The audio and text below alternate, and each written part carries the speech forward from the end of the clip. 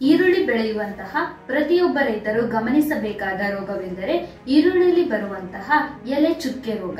ಈ ರೋಗದ ಲಕ್ಷಣಗಳನ್ನು ನಾವು ನೋಡೋದಾದ್ರೆ, ಪ್ರಾರಂಭದ ಹಂತದಲ್ಲಿ ಎಲೆಗಳ ಮೇಲೆ ಹಳದಿ ಕಲೆಗಳು ಪ್ರಾರಂಭವಾಗುತ್ತವೆ.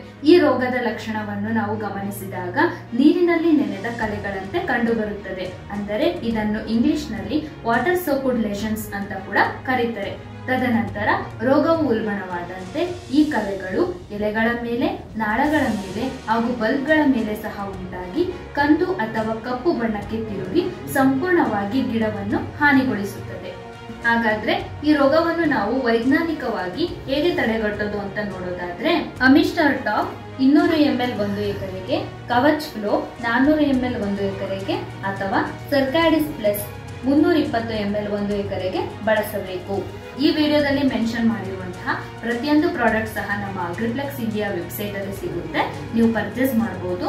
ಹಾಗೂ ಇದೇ ರೀತಿ ಕೃಷಿಗೆ ಸಂಬಂಧಿತ ಹೆಚ್ಚಿನ ವಿಡಿಯೋ ನೋಡಬೇಕು ಅಂದ್ರೆ ಈ ಕೂಡಲೇ ನಮ್ಮ ಅಗ್ರಿಪ್ಲೆಕ್ಸ್ ಇಂಡಿಯಾ ವೆಬ್ಸೈಟ್ಗೆ ಸಬ್ಸ್ಕ್ರೈಬ್ ಮಾಡಿ. ಧನ್ಯವಾದಗಳು.